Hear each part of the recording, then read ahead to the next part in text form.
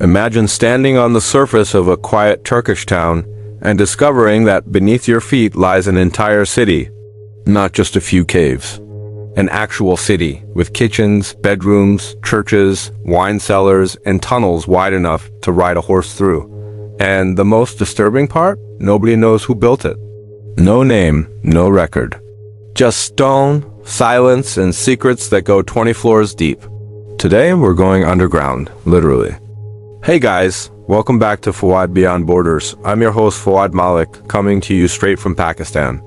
This channel is all about exploring the world's most incredible, mysterious, and mind-blowing places, cultures, and histories.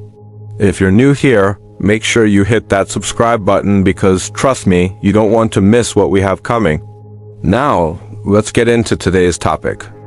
Deep in the heart of Turkey lies a region called Cappadocia, a vast plateau sitting in central Anatolia, stretching across the provinces of Nevşehir, Kayseri, Aksaray, and Nigd.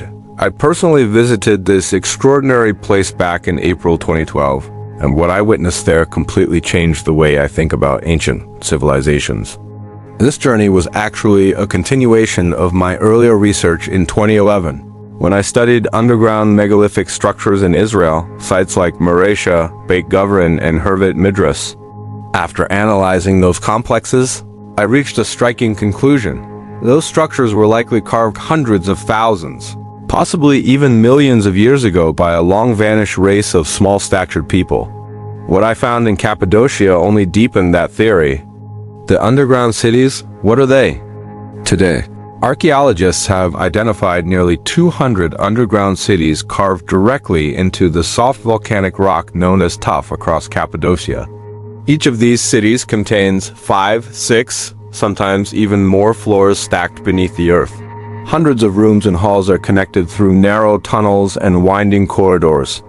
Around 30 of these cities have been properly studied so far, and some descend as deep as 20 floors underground, possibly even further, though collapsed passages and centuries of debris make exploration nearly impossible. What makes these places truly astonishing is just how complete they are. These weren't simple hiding holes. They were fully functioning underground worlds. Each city contained ventilation shafts, narrow communication channels between floors, stables for livestock, sleeping quarters, dining areas, kitchens, wine cellars, storage rooms, stone ovens, prayer halls, churches, wall niches for oil lamps, water channels, toilets, and even cemeteries. These were places where people didn't just survive, they lived. One of the most iconic features found in every underground city is the massive circular stone door. These wheel-shaped barriers were typically around 1.5 meters in diameter and weighed close to 300 kilograms. Using a special rod, the door could be rolled to seal a tunnel completely from the inside, making it virtually impossible for any enemy to force open. A small hole in the center allowed defenders to observe and even attack intruders without exposing themselves. Lighting was provided by lamps burning linseed oil, and the natural insulating properties of the volcanic tuff maintained a steady interior temperature of around 14 to 15 degrees Celsius year-round. The warmth generated by the lamps alone was sufficient to keep the rooms comfortable. Most cities also featured hidden exits that emerged at secret locations on the surface, as well as deliberately misleading false corridors that ended in sheer drops, engineered to disorient and trap any invaders who managed to get inside. The great mystery: who built them? Here is where things get truly fascinating and where history starts running out of answers. The most widely accepted explanation is that early Christians used these underground cities as places of refuge. During the 2nd and 3rd centuries AD, as Roman persecution intensified under emperors like Nero, Christian communities fled into these subterranean labyrinths to survive. Later, in the 7th century, when Sassanid and Arab forces attacked Byzantine-controlled Cappadocia, entire communities, taking their livestock, birds, food, and household belongings, retreated underground for months at a time. The majority of artifacts discovered in these cities date to this Byzantine period, between the 5th and 10th centuries AD, But here's the critical point that every serious researcher agrees on. The Christians did not build these cities. When they arrived, the tunnels were already there, already ancient, already empty. So who carved them? That question has no clean answer, but the clues are remarkable. Archaeological excavations near Urgup in the 1960s, conducted by teams from the Archaeological Institutes of Ankara and England, uncovered stone tools dating all the way back to the Paleolithic era, a period spanning from roughly 2.5 million years ago to around 12,800 years ago. Neolithic settlements were also confirmed throughout the Cappadocia region, with sites near Nevahir dating back to between 7,100 and 6,300 BC. Even more intriguing, obsidian tools discovered around underground city entrances were traced to volcanic sources, Mount Golu and Mount Ninesi, placing their use in the 8th millennium BC. And in 1993, an international archaeological expedition at Ketayuk, one of the world's oldest known settlements, uncovered not just obsidian objects but also metal needles made of bronze, pushing the known use of metal in Anatolia back to the 7th millennium BC. This means the underground cities of Cappadocia could theoretically have been carved using metal tools thousands of years before the Hittites ever arrived on the scene. Speaking of the Hittites, Hittite inscriptions were found at many entrances and in surrounding areas, and Hittite-era objects were recovered from the lower layers of the underground deposits. The Hittite civilization dominated modern-day Turkey between roughly 1800 and 1200 BC. And their capital, Hattusa, was located only about 300 kilometers from the underground city of Derinkuyu. Many researchers believe the Hittites either constructed significant portions of these cities or substantially expanded existing ones. Interestingly, an interesting geological detail adds another layer to this story. When the soft tough stone is freshly cut and exposed to open air, it hardens considerably within about 48 hours. Eventually forming a protective layer up to 6 centimeters thick. This natural process made the carved chambers increasingly durable over time. A radiocarbon analysis conducted in 2008 suggested that the main rock-cutting activity occurred approximately 5,000 years ago. Professor of Archaeology Süleyman Kamaglu from Nevahir has noted that the underground cities were already in use as early as the 6th century BC. During the reign of the Phrygian king Midas, yes, the legendary king said to turn everything he touched into gold. It is believed the Phrygians used these underground shelters specifically to protect themselves from the fierce Cimmerians who had swept down from the north. Over the following centuries, Cappadocia passed through the hands of the Medians, the Persians, and eventually came face to face with Alexander the Great, who encountered resistance there between 332 and 322 BC. The region later formed the autonomous kingdom of Cappadocia before falling under Roman rule, during which time its inhabitants once again retreated underground to hide from Roman tax collectors and soldiers. Ancient accounts. The oldest written record referring to these underground dwellings comes from the ancient Greek historian Xenophon, who lived around 427 to 355 BC. In his work Anabasis, he described Greek soldiers sheltering in underground lodgings where people descended by staircases.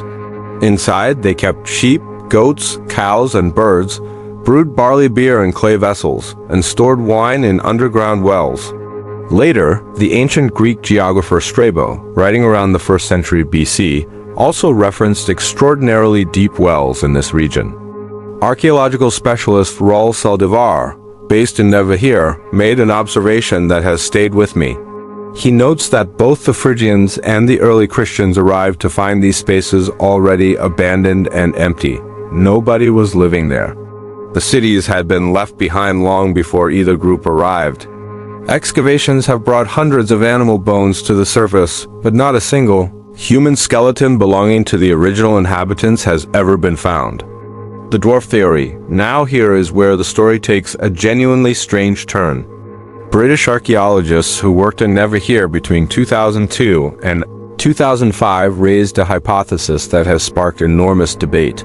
Based on the dimensions of the rooms, the height of the ceilings, and the narrowness of the connecting passages, They concluded that the original inhabitants of these underground cities were likely no taller than about 1.5 meters. Researchers who have studied these spaces note that people of ordinary modern height would find it genuinely difficult to live comfortably for extended periods in these conditions, particularly in the deeper, older sections of the cities. Multiple researchers, including myself based on my parallel studies of underground structures in Israel, have reached a similar conclusion. These cities were not built for people like us. They were built for a smaller, possibly distinct population, one that lived entirely underground, celebrated festivals beneath the rock, married, raised children, and built a complete civilization in permanent darkness. And the deeper you go in these cities, the more elaborate they become. The upper floors, presumably the oldest, show rough, primitive carving, but the lower levels reveal increasingly refined and sophisticated construction. Storerooms, wine cellars, meeting halls, and ceremonial spaces grow in complexity as you descend. These were not desperate temporary refuges. They were permanent, intentional homes. What does geology tell us? To understand how ancient these structures might truly be, we need to look at the geology beneath our feet. Central Anatolia, including Cappadocia, sits on one of the most geologically complex regions on Earth. Beginning around 13 million years ago, during the Middle Miocene epoch, a chain of powerful volcanoes, including Mount Urses at nearly 3,917 meters, Mount Melendez, Mount Galu, and the Hassan Peaks, began erupting enormous quantities of pyroclastic material. Over millions of years, layers of volcanic ash, lava, and sedimentary deposits accumulated to a thickness of more than 200 meters, creating the distinctive plateau of central Anatolia that we see today. This volcanic activity also triggered the extinction of mastodons, hippos, and other large Miocene-era animals in the region approximately 10 million years ago. During the subsequent Quaternary period, beginning around 2.6 million years ago, the Earth passed through multiple glacial cycles: the Danube, Gions, Mindel, Rhys, and W-Arm ice ages, each dramatically reshaping the landscape of Anatolia. It is within this vast geological timeline that the deepest questions about Cappadocia's underground cities remain unanswered. If the tools found near these sites truly date to the Paleolithic period, then their construction may reach back not thousands, but potentially hundreds of thousands of years into the past. And if that is true, the civilization that built them is not just ancient, it is entirely lost to history. Where does this leave us? Researchers are divided into roughly 3 camps. The first group believes that small individual shelters were gradually carved beginning around the 3rd millennium BC, slowly expanding over centuries into the massive underground networks we see today. The second group argues that fully developed, large-scale underground cities already existed by the 3rd millennium BC and were simply maintained and moderately expanded by later inhabitants. A third, smaller group insists the major construction only began toward the end of the 1st millennium BC, or even into the 1st century AD. Despite these disagreements, every researcher agrees on one thing. These cities were used continuously for thousands of years by many different peoples for both shelter and survival. Even today, local residents in parts of Cappadocia use sections of these ancient underground passages as cellars, storage rooms, and barns. The cities of Derinkiu and Kemekli were formally rediscovered and opened to the public only in 1963 and 1964, having been largely forgotten since Cappadocia was absorbed into the Ottoman Empire in 1074 AD. The truth of who first carved these impossible cities, and why, remains one of archaeology's greatest unsolved mysteries. And that, my friends, is the incredible, baffling, and honestly mind-blowing story of the underground cities of Cappadocia. A civilization so advanced, so organized, and yet so completely vanished that even modern science cannot tell us who they were. If this video made you think, if it gave you chills even once, then smash that like button, because it genuinely helps this channel grow. Share this with someone who loves history or ancient mysteries. Drop a comment below and tell me, Do you think a lost civilization built these cities, or was it the people we already know about? I wanted to read every single response. And don't forget to subscribe to Fawad Beyond Borders so you never miss an upload. Now, here's my question for you. What should we explore next? Ancient underground structures in India? The lost cities beneath the Sahara? Or the megalithic mysteries of South America? Let me know in the comments, and your vote decides the next video. Until next time, stay curious, keep exploring, and I'll see you in the next one.